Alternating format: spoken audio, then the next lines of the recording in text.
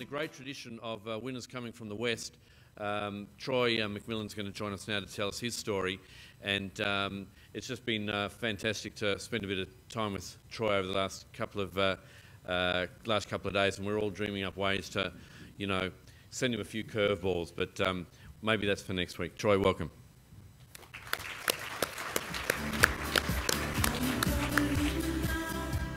Thanks, Richard. Morning, everyone. I have to say it's a great privilege to be here in Perth, obviously my hometown. When I won the award in October, it was obviously a great honour, but also a really humbling experience. So since then, everything's been really great for myself, my family, and my business. I think it's important to note, as Richard just mentioned, that we've had a lot of winners from WA for this award. We've had Steve Salvia last year, Anna Smith a few years before that. You've heard from Mark Radigan earlier. And when I was the finalist, we had Brian Woods and Mark Rando. So it's quite amazing, WA, how much success we've had. Now, Richard's asked me to speak to you a little bit about myself, a little bit about my journey, I guess, to where I've got to, how I've got to win the award, and a little bit about the business. So I feel really fortunate to be a financial planner, really fortunate because I love the financial planning industry. I really care about the advice profession. I like the fact that most people who know me as the finance guy or the financial planning guy. When I say most people, I certainly don't mean all people. And I'll give you an example. I've got a story just to start off with. I go to the same gym every Saturday at the same time. And by going the same time every week, I sort of built up a bit of rapport with this lady behind the front counter. So every time we go, we have about 2 minutes of conversation. Hi, how are you? How was your week? How are your kids? And then one Saturday when I came there earlier this year, she reached across the counter and she goes, Troy, I've never asked you, but what do you do for a living? And quite proudly I said, oh, I've got a financial planning business. And then she looked absolutely shocked. She goes, really? I would never think that you'd do something like that. And I said, yeah, of course, I've been doing it for ages. She goes, I just can't believe it. So I started thinking, well, maybe because I'm in my gym clothes, she doesn't see me as a financial planner. I said, oh, fair enough. So I walked away. Then the next week, came back again on a Saturday. And this time she said to me as I walked away, we had our 2 minutes of conversation, she yelled out, she goes, Troy, how are the flowers? And then she started giggling with the girls in the front counter, so I was really embarrassed. And I was like, just ignored it. And then it came up again a couple of weeks later. And to be honest with you, I really didn't like this lady anymore. I didn't even want to turn up at this gym, but I had to go. It was after swimming lessons and before gymnastic lessons for the kids. It was 1 hour on a Saturday that I had. So then a few weeks later again, I turned up. We had 2 minutes of conversation. Hi, how are you? And this time she reached across and she goes, Troy, do you do weddings at all? I've gone, weddings? She goes, you know, with the flowers, do you do weddings at all? And I said, look, Julie, honestly, I just don't understand it. I don't get the joke. She goes, but Troy, don't you have a frangipani business? And I said, no, financial planning business, but thanks for believing that I'd be a flower salesperson.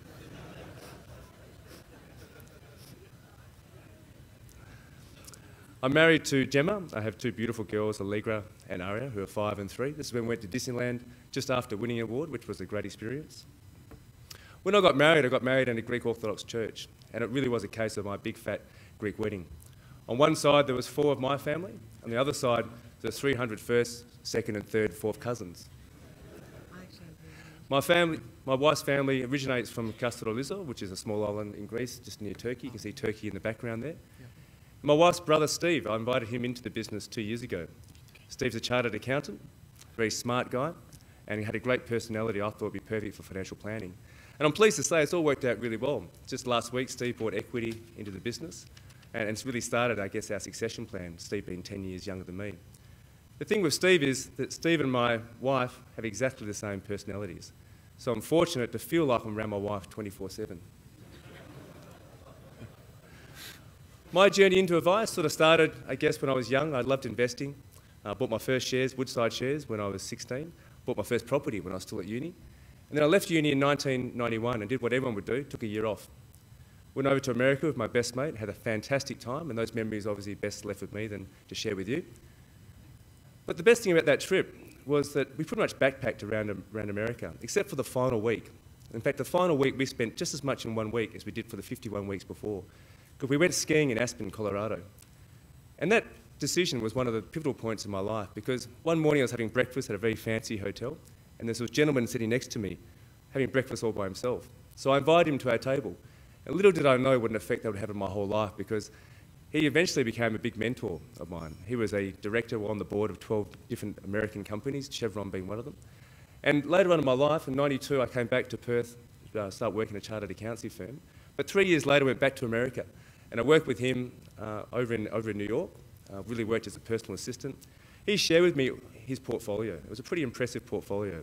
But he shared with me everything he knew about investing. He was a Warren Buffett-style investor, and really gave me tutorials on investing. So if I liked investing before, I really had a passion for it now.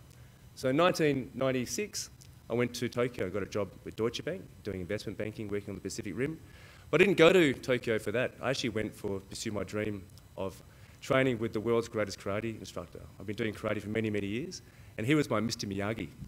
So I went to Tokyo, trained in this dojo. There was only 10 of us. I was the only foreigner allowed into the dojo. And that experience taught me a lot of things. It taught me a lot of discipline, respect, and that you really had to do a lot of the basics to become a master like him. In fact, you need to dedicate a lifetime to become a master. I think they say 10,000 hours you have to commit to doing it. We trained really hard. We trained from 6 to 9 every night, and it was only 9 o'clock if we finished on time. We weren't allowed to leave until he left, and sometimes that went to 10, 11, 12 o'clock at night. We did that 6 days a week and did it for 4 years. In 1999, I moved across to London and worked at Deutsche Bank over there, this time in European markets. And then in 2001, I came home for family reasons. And when I came home, obviously back in Perth back then, there was no investment banking. So I went into what I thought was the next best thing, which was financial planning. And obviously I soon learned after that it wasn't all about investing. In 2003, I left the bank with a colleague from the bank because we believed we could do it better. We didn't want to be locked into selling predefined products. So we started a partnership. And when I look back to that partnership, it was in Leederville, and there's a few people here who would remember when we started off. It was a little tiny office, about 50 square metres, and most of that was at the front of the office. The back of the office was more like a closet. And Graham Highland, who came in as our business coach a few years later, he used to call it the sweatshop, because there was about 6 people all back to back working away, and the clients obviously had no idea. We used to pretend it went way back, way back. But in actual fact, it didn't at all. So those days, how did we win business? And honestly, I don't know. We didn't have a value proposition. The only way we won business was, I think we had so much enthusiasm to succeed.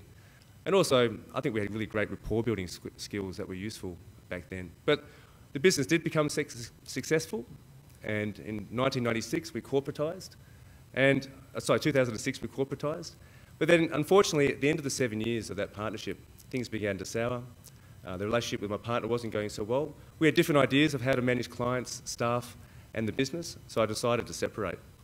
That was the most stressful time of my life because not only did it cost a lot of money to move away, obviously to move away and to start again, but we had no business, we had no branding, we had no processes, no really anything.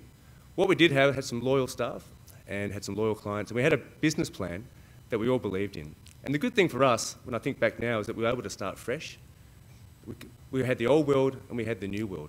And we just concentrated on the new world. So in a matter of fact, we actually had to go back quite a few steps before we could go forward. And then the Wealth Designer started in November 2009.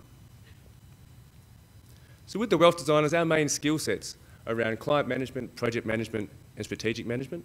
When we talk client management, we're talking about the skill, the mastery of the client engagement process, but also showing leadership to the clients around the important decisions that they need to make and prioritising those decisions for the client.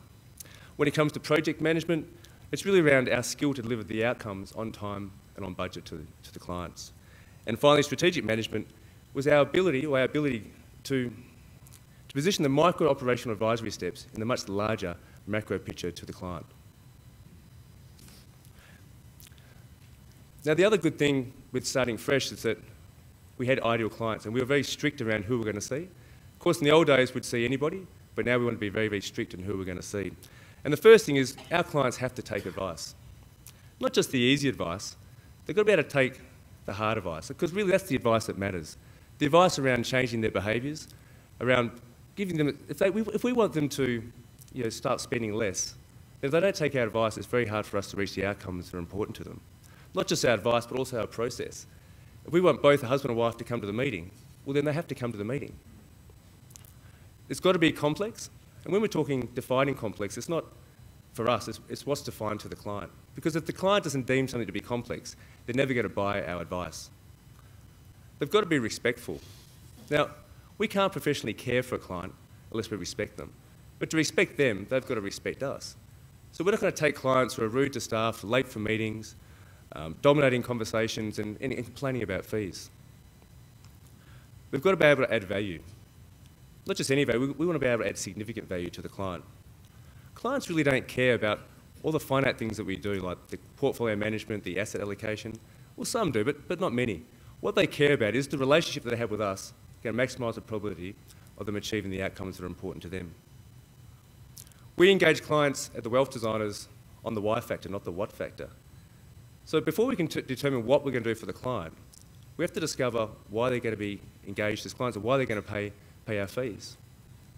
To give you an example, if the client's at a dinner party and someone asks them, well, why do you engage the Wealth Designers? We don't want them to turn around and say, oh, they're the self-managed super fund experts, or those guys are great at investing.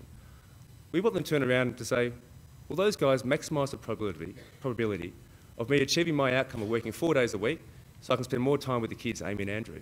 That's what we want them to say. It's on the why factor.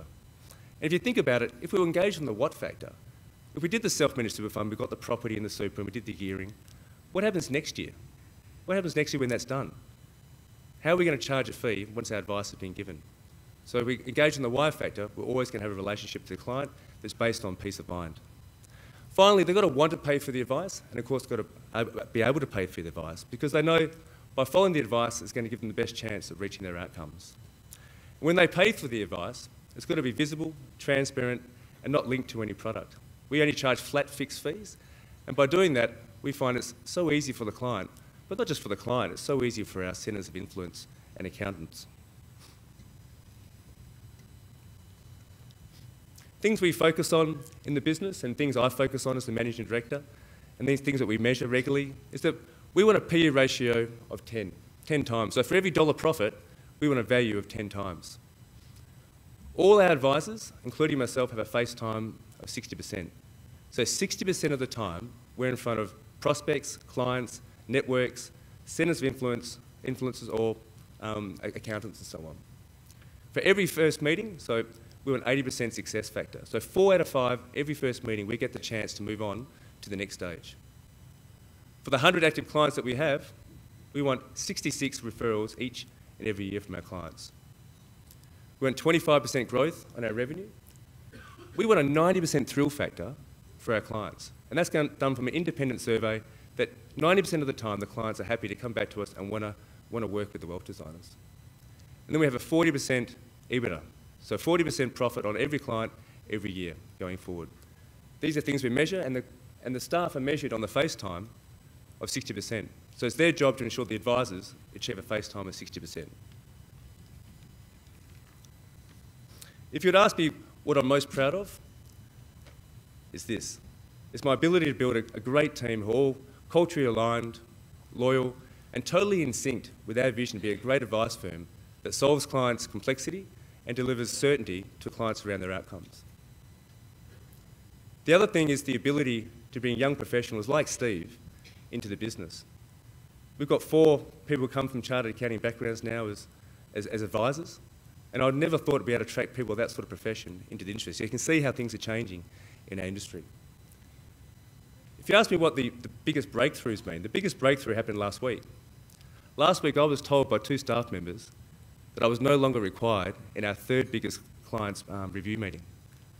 Now that could be a bad day or it could be a good day. For me that was the best day, because that meant for the first time really I felt that we were totally confident that we're on track to have less key person dependency. We spent a lot of time with our branding, and we started out from day one. We set the business up 2.5 years ago to look and feel where it should be now. So when people first came to our office 2.5 years ago, we wanted to look like an award-winning practice, but it wasn't. But we wanted the perception to be that it was an award-winning practice. And we've carried that through all the way to where we are now. We engage branding consultants full-time in our business. So everything that goes out of our business, whether it be emails, normal mail, anything at all, is fully branded up. And to be honest with you, that makes a huge difference on where, made a huge difference from where we are right now. So where to from here? Well, it's quite exciting. We're doing a lot of things internally in the business. What we've recognised is that we have a lot of relationships with accountants and other set of influencers. But a lot of those clients aren't the ideal clients that I talked about, so what do we do with them? We had nowhere to send, we had nowhere to trust to send them. So what we're going to do is we're creating a new business. And the new business of Shape Advisors is really for the C and D clients. They don't need to know that, but they need to know that they're going somewhere that is low complexity, transactional work, but they're going to get the full services and get all the process and systems behind the scenes of the wealth designers. But that way it protects our brand and identity, so they've got somewhere to go. In the last year or so, we've also been really fortunate to win a lot of the private client work. So we want to give the private bank clients an alternative to where to go, and we feel we've got the skills necessary to be able to deal in that market. So that needs an internal brand as well, so it looks and feels that they're in the right place. Those relationships are obviously high complexity, and we become the private CFO for the clients. And then the wealth designers continues on as it is now, with complexity and wanting a relationship. We have offices in West Perth and North Perth, soon to open up in Bunbury. And then we worked really strong to mindsets within the business. This is just our way. And the first one is a probing mindset. And look, I know it doesn't sound quite right, but the probing mindset is really the skill around the client engagement meeting. The skill to be able to ask the bigger questions. The questions around what's important to the client, their goals, their values, their wants, their ambitions, their hopes and their dreams. Because the client's not going to tell us. There's a real skill and mastery in actually asking those questions. And we practice and practice and practice that engagement meeting. Now, those questions can be quite hard, they can be quite difficult. But how do you do it? We don't apologise for asking those questions because we don't jump to any assumptions or make any conclusions around what's important to the client. What we use is scripts. And again, the thought of scripts a few years ago horrified me. But the scripts give us a framework to go into meetings. We take control of the meeting by having scripts. And again, we practice and practice the scripts, so they're not robotic at all. My personality comes out, Steve's personality comes out, the other advisor personality comes out. But I don't need to be in the meeting, so I know the client is going to have exactly the same experience whether I'm in the meeting or not in the meeting. And by having scripts, again, we can also, as a managing director, I can also mark people on how they went. It's up to the staff to make sure that the advisors are always present in the room. Then it's up to us as the advisors to be totally focused in that meeting. It's so easy to be distracted. I mean, we've all been distracted. You go into a meeting, you've got the kids still in your mind, you might have had a phone call before, but you've got to be in the zone because you've got to hear everything the client is going to say. We're not scared to use silence. And I'm one of those people who can't stand silence at a dinner conversation. I have to talk, I can't stand it. So imagine in a client situation where there's silence. I mean, the thought of it used to terrify me. But now we use it as our secret weapon, to sit back and just let the clients think about some of these probing questions that we're asking to really get the results that we're looking for. We win all our clients now on trust, not rapport. And what I've realised over many, many years is that clients don't need more friends. We don't need more friends. But if we do our job well with trust, the rapport is going to come anyway. I'll give you the example when I flew over here on Qantas. I didn't really care that the captain sounded a little bit arrogant. Didn't really bother me. When we hit turbulence yesterday, I felt quite comfortable that guy flying the ship was the most trusted person to get us where we need to get to. We record all our meetings, not just our discovery meetings, we record all our meetings. And not only is it a great compliance tool, but again, by recording it, I can listen to the tape and find out how did Steve go in that meeting? Did he say the right things? And I can get marked up by our consultant to know that how did I go in the meeting? Because I'm always improving. No, by no means am I fantastic at these meetings, but I'm improving all the time. Also, I'm a male. I can't listen and take notes. It's impossible. We can't do two things at once. So by recording, I can just concentrate on listening to the client. Finally, we don't go solo into any meeting. We insist on both clients to be there, and we always have two people to a meeting.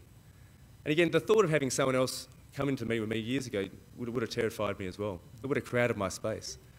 But now I can't imagine not going to the meeting without that support. It reduces key person dependency, it makes you enjoy your meetings more, and you have a much broader client engagement. So the very last thing I talked about was building teams. We have first chair and second chair. Now sometimes I play first chair, sometimes someone else plays first chair. First chair is just the person dominating the meeting. The second person is the person supporting the meeting. We all have our roles, but the client doesn't know. We just have roles internally. So sometimes I can sit back in second chair and let someone else run the meeting. Sometimes my assistant, Michelle, she comes in the meeting, she plays first chair. Now she has no advisory skills, but she's got a great skill of asking the bigger questions. And to be honest with you, the girls at our practice ask those questions far better than the guys. This is not a quote that I came up with, but it's a quote that I've adopted myself when dealing with clients, and one that our staff have adopted. People are influenced most by those they trust, admire, and genuinely believe care for them. Thanks very much.